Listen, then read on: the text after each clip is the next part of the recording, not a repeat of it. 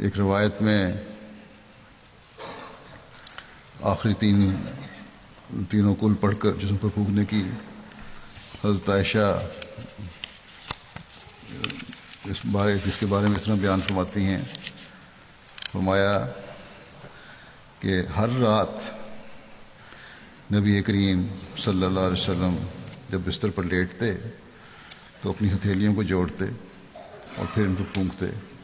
اور ان میں یہ پڑھتے قل هو اللہ احد وقل اعوذ برب الفلق وقل اعوذ برب الناس، پھر جہاں تک ممکن ہوتا یعنی یہ تینوں صورتیں پڑھتے، دونوں ہاتھوں کو جسم پر پھیرتے، آپ اپنے سر اور چہرے سے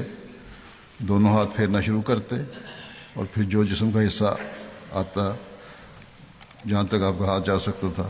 آپ 3 بار ایسا کرتے۔